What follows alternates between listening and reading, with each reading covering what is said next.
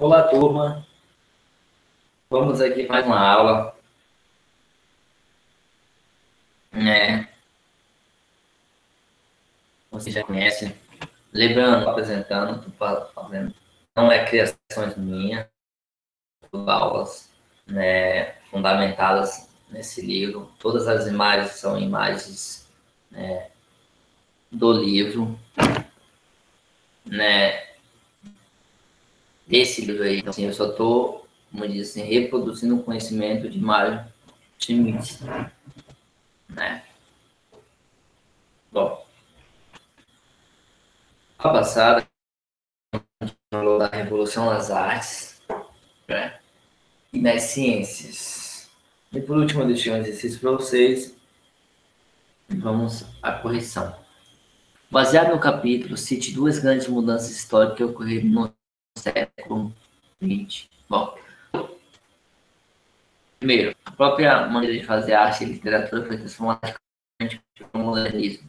A segunda grande mudança foi nas ciências, a revolução também acontecia, principalmente na física, com a teoria da relatividade de Einstein e a mecânica quântica, que chocou muitas mentes conservadoras. Então, número 2. As características da estética humana ver.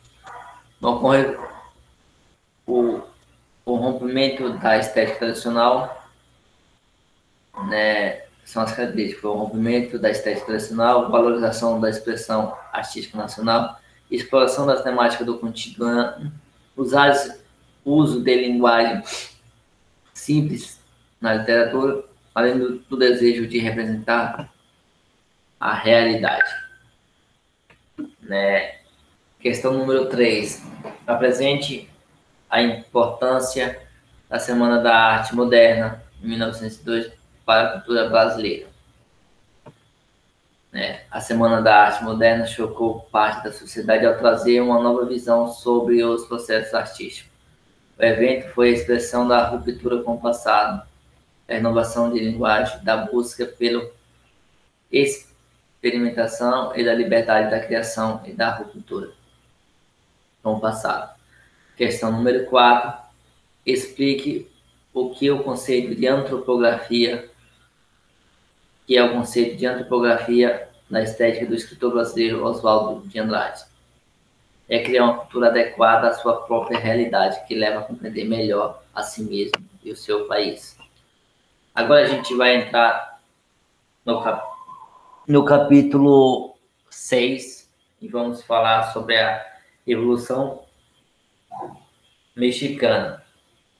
Nessa revolução teve a ditadura de Porfirio Dias, modernizou a economia do México, mas todos os problemas sociais. A Revolução de 1911 foi realizada por duas classes principais: a burguesia liberal, destruindo o Estado oligárquico, e os camponeses exigindo terra. Depois de um período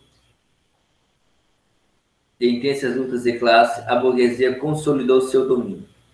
Todavia, algumas reformas a favor do povo foram mantidas.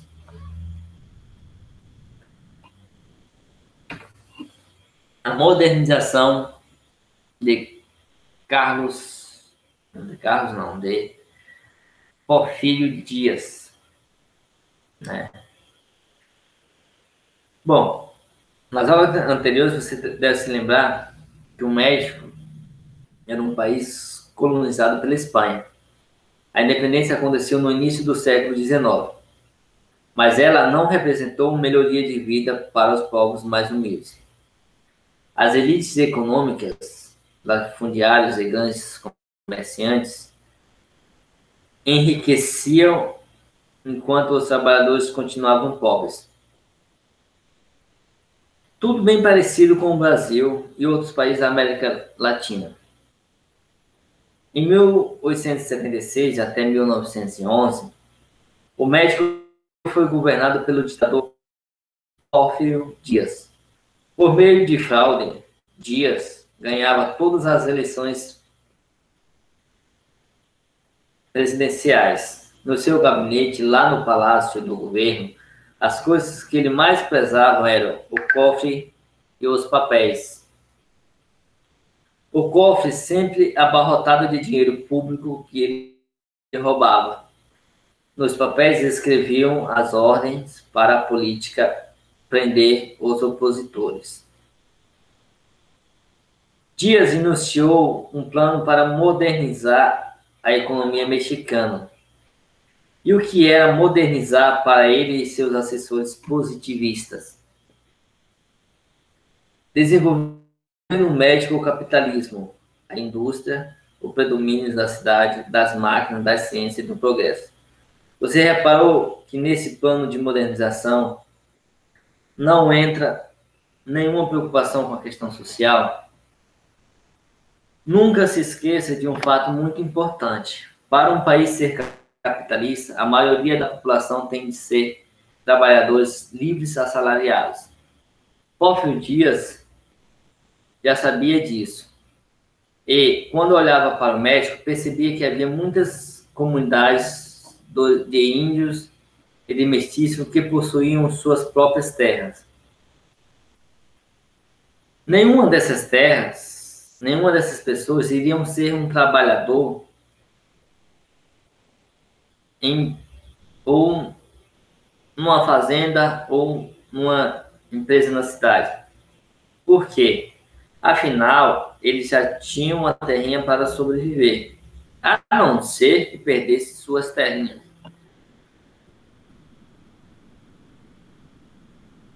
Aí é que entrou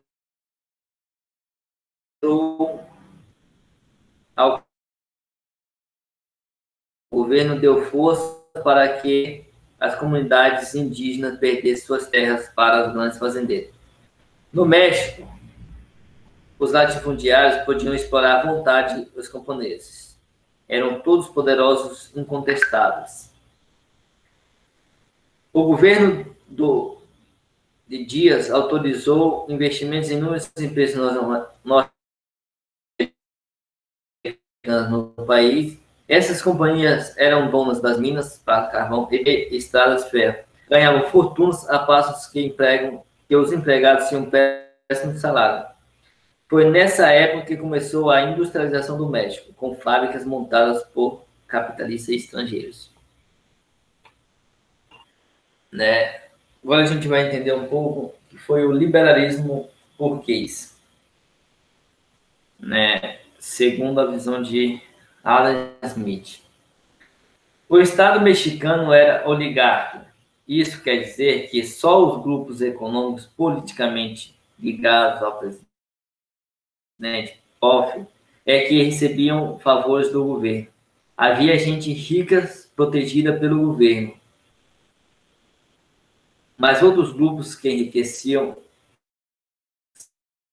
sem a guarda-chuva protetor do governo não gostavam nada disso. Assim, muitos fazendeiros e empresários estavam irritados porque não recebiam apoio do governo para seus negócios.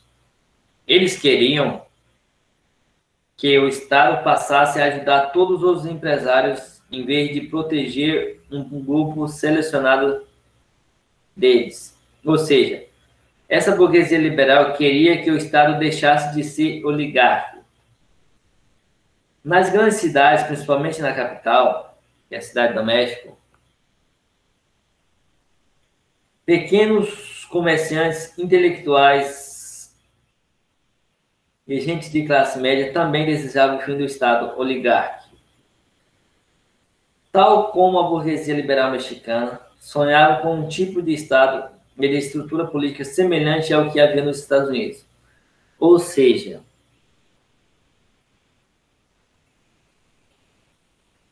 eles seguiam as ideias políticas do liberalismo. Queriam eleições limpas, um presidente que respeitasse o Congresso, os deputados e os senadores, e uma Constituição que garantisse os direitos individuais e a liberdade econômica.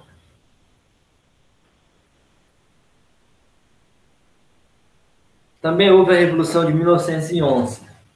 Agora, você pode juntar tudo que já vimos e perceber as forças em jogos no México. A ditadura de Dias, a modernização, que eram os investimentos estrangeiros em minas e ferrovia, aparecimento de indústrias, entrega de terra para os índios aos lafdiosos e desenvolvimento das cidades, que formavam um bando de camponeses e de operários famintos exigindo justiça social.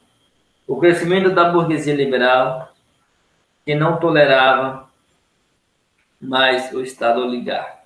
Pois é, misture esses ingredientes no caldeirão, ponha bastante pimenta e espere um pouco que vai ferver. Quando, mais uma vez, Dias venceu aquelas eleições fraudadas, o país inteiro se revoltou contra o ditador. O povo tomou as armas, quartéis foram invadidos, batalhões inteiros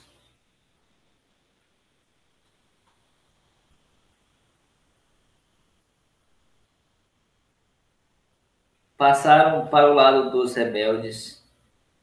No tiroteio na capital, poucos soldados tinham coragem de apoiar o velho tirano. Não havia jeito. Dias abriu o cofre, encheu as malas de dinheiro e comprou uma passagem de navio para a França. Foi para Paris curtir um rico exílio. Deixou o país profundamente dividido entre burgueses, camponeses e operários que queriam reconstruir o país. A dupla face da revolução. Antes de se mandar, Dias ainda encontrou tempo para deixar um recadinho enigmático. Abre aspas. Madeiro liberou o tigre. Ver agora se consegue cavalgá-lo. Fecha aspas. Quem era Madeiro? O que era o tal tigre? O que significava cavalgá-lo? É o que veremos, né, nessa explanação. Francisco Madeiro foi o presidente eleito no lugar de Porfírio. Ele era um grande fazendeiro, dono de minas e de fábricas. Estudou em universidades na Europa e nos Estados Unidos. Representava a burguesia liberal. O grande problema é que a Revolução Mexicana não foi só da burguesia liberal. Também contou com a participação decisiva dos camponeses. Esses camponeses rebeldes formaram um exército poderosos e ameaçadores. Exigiam direitos e estavam dispostos a lutar por eles.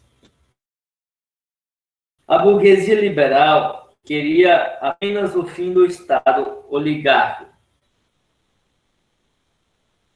Não está disposto a ceder suas próprias terras aos trabalhadores rurais, mas os camponeses exigiam a reforma agrária, isto é, que o governo confiscasse, tomasse parte das terras dos latifundiários e distribuísse para as famílias necessitadas. Camponeses que exigiam terras e que estavam armados até os dentes, liderados por Emiliano Zapata e Francisco Pantia. Eles eram o tigre, porque aqui se referia Dias.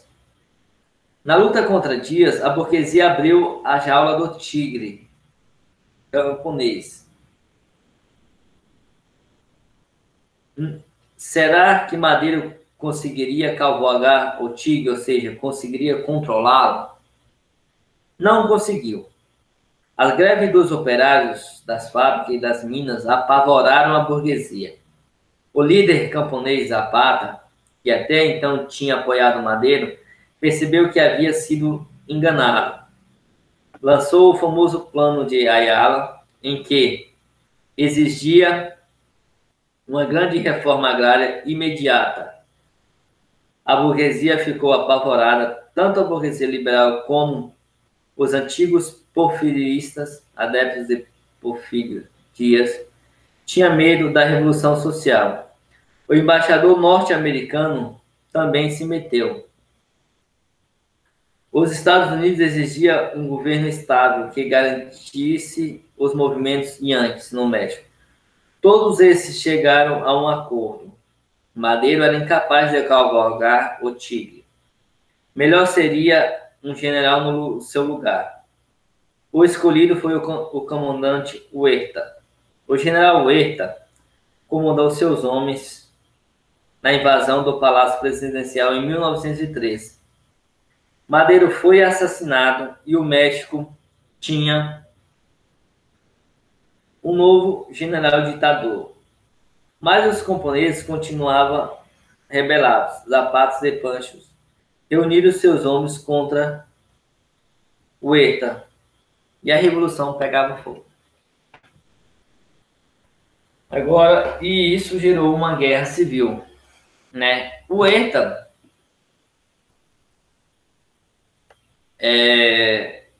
ameaçava ser o novo Porfírio Dias. Por isso, contra ele organizavam-se as forças constitucionalistas dos generais Carranza e Obregón. Eles defendiam o princípio de uma constituição democrática. Tinha a ver com as ideias da burguesia liberal, mas tiveram aí a perspicácia de perceber que precisavam atender a algumas reivindicações dos camponeses e dos operários. Os camponeses também estavam prontos para dizer não ao general de Vila. Era acompanhada pelas tropas de Zapata, que atuavam no sul sob a bandeira de Virgem Maria de Guadalupe e do grito de terra e liberdade. Huerta fez tudo para resistir. Chegou a obrigar crianças a irem para o campo de combate, mas recebeu o golpe definitivo na Batalha de Zacatecas.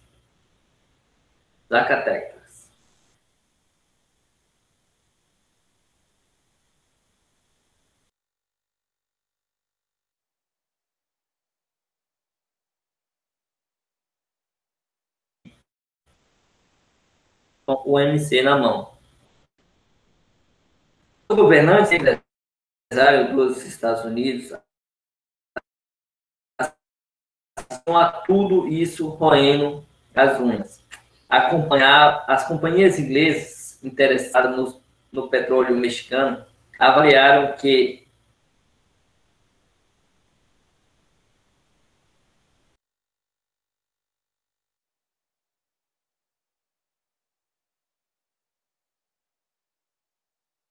assim, em 1913, os fuzileiros navais dos Estados Unidos embarcaram no porto de Veracruz, o mais importante de México, pobre México.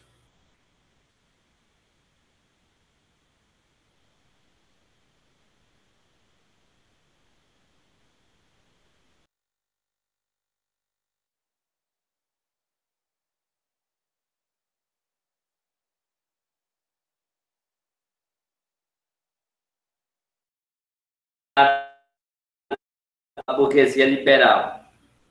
O de Zapata, representante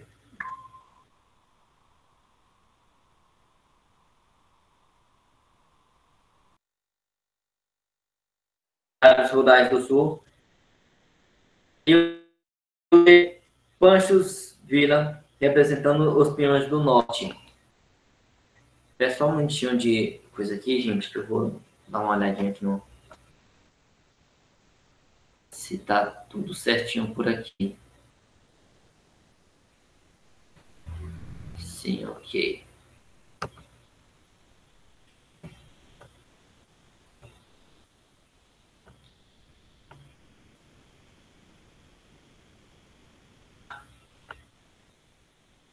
É só voltar um pouquinho aqui rapidão. Bom, continuamos.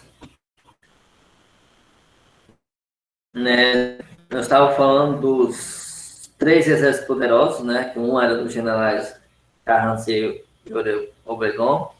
o outro era de Zapata, né, que representava os pequenos proprietários rurais do Sul.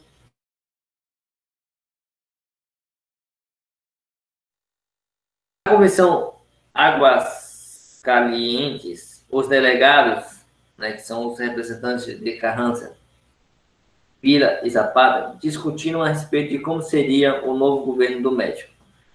Não concordaram em quase nada. Carranza pegou suas tropas e foi para a cidade de Veracruz. Lá fez um acordo com os militares norte-americanos que ainda ocupavam o porto mais importante do país.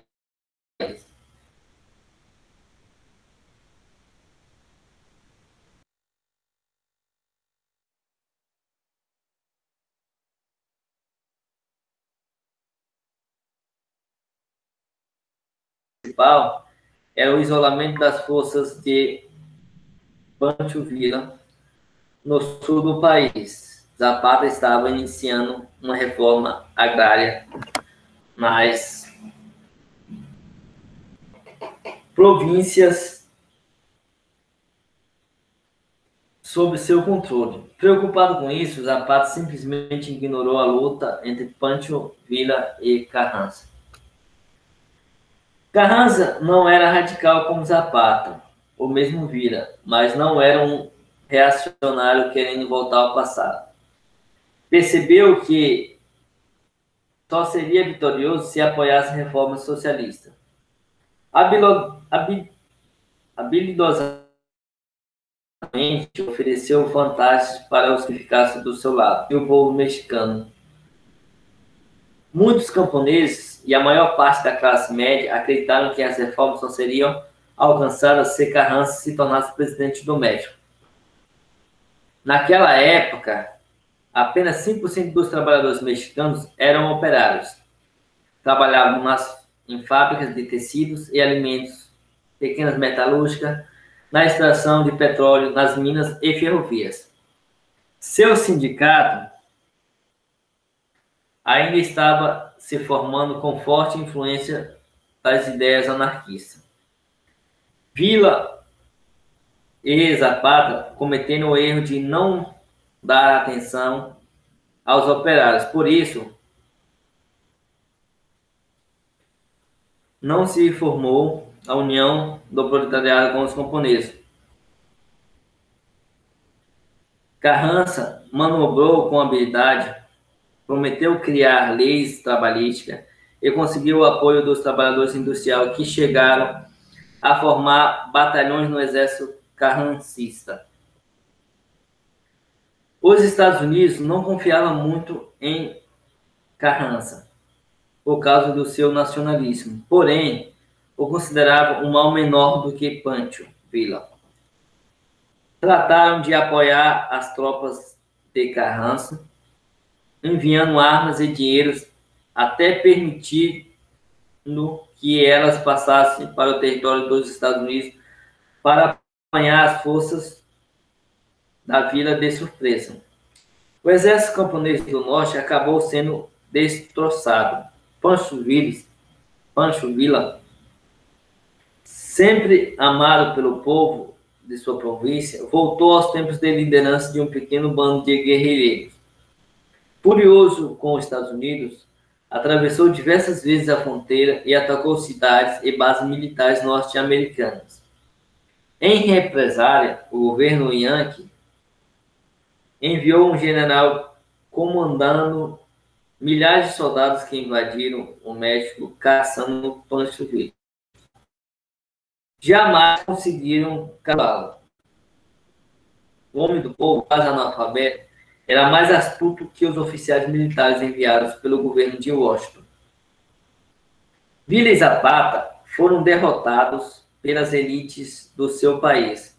Ambos foram mortos a mando do governo mexicano. Zapata caiu numa cilada e foi baleado por mais de 100 soldados em 1919.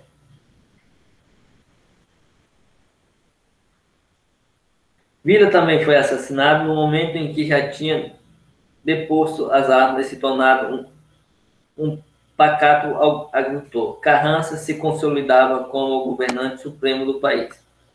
Em 1917 foi elaborada uma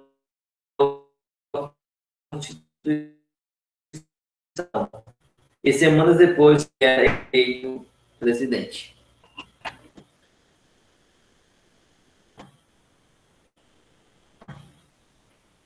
Né, a gente já falou dessa coisa. Né, agora a gente vai entender, né, como aconteceu essa nova Constituição. E finalizando nossa aula, esse é o último tópico que a gente vai explanar aqui, tá bom? Constituição de 1900 mais avançada. Feita por uma Assembleia Constituinte, na qual predominavam os seguidores de Carranza, a Constituição de 1917 era uma das mais avançadas do mundo na época. Politicamente, ela seguia o liberalismo. Estabeleceu o sufrágio universal, direito do voto para todos os homens, incluindo os povos, eleições diretas para presidente, direitos individuais. Ninguém poderia ser submetido ao trabalho civil. A grande novidade era as leis trabalhistas. Todos os trabalhadores, inclusive no campo, tinham direito a salário. A jornada de trabalho diária ficou em apenas 8 horas e proibiu-se o trabalho infantil. A Constituição estabeleceu os princípios da reforma agrária, que foi importante porque nos anos seguintes realmente foram distribuídas terras aos camponeses. Adotaram-se o princípio nacionalista. A terra e o solo foram considerados propriedades da nação. Apesar disso, os investimentos americanos no México não foram ameaçados porque a lei nacionalista não seria aplicada sobre as empresas que já existiam antes da Constituição ser promulgada. A burguesia levou a melhor, mas algumas coisas mudou para melhor.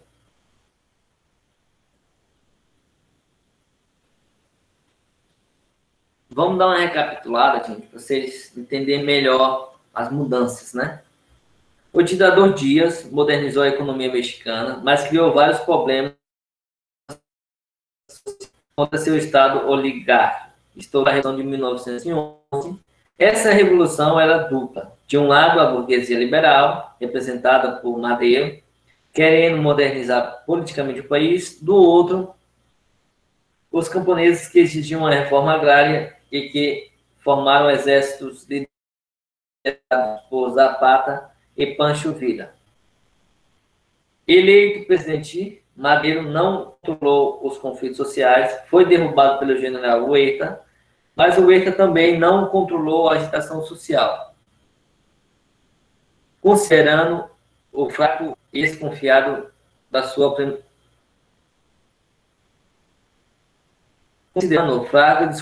aproximação com as companhias petrolíferas inglesas, os Estados Unidos contribuíram para a deposição de Huerta. O poder ficou dividido entre os exércitos de Carranza, de Zapata e de Pancho Villa. No final, as forças militares de Carranza e Oregon derrotaram Villa e Zapata. Carranza também terminou assassinado por ordem do novo presidente, o general Obregón.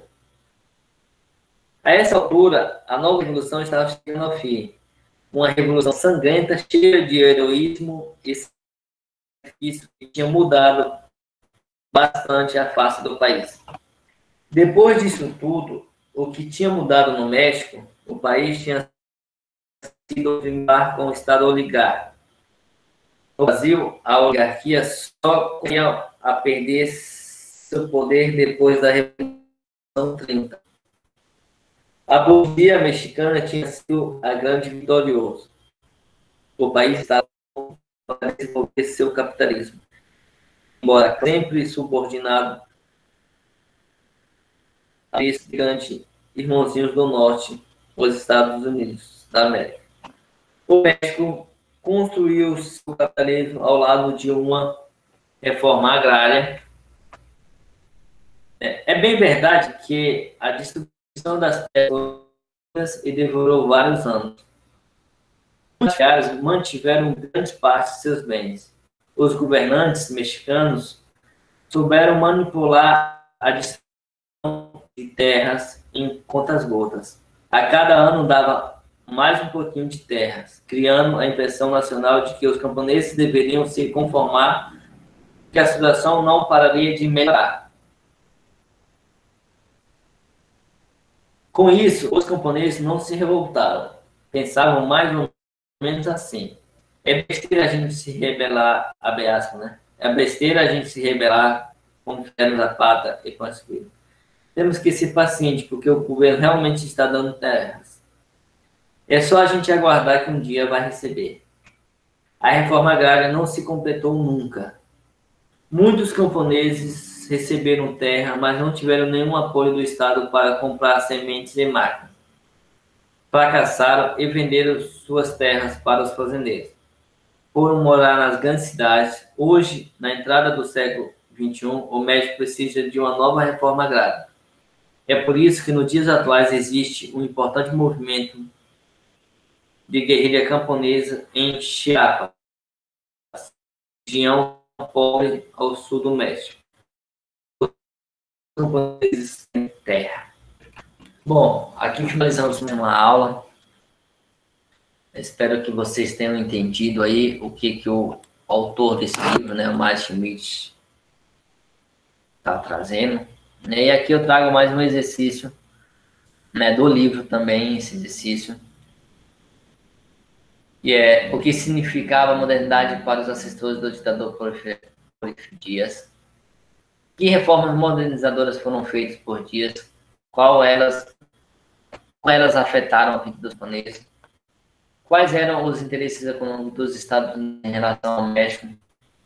No entre os líderes camponeses Pancho e Emiliano Zapata e as forças militares do general Carranza e ligado à burguesia liberal. Até a próxima aula, né? Fique com Deus.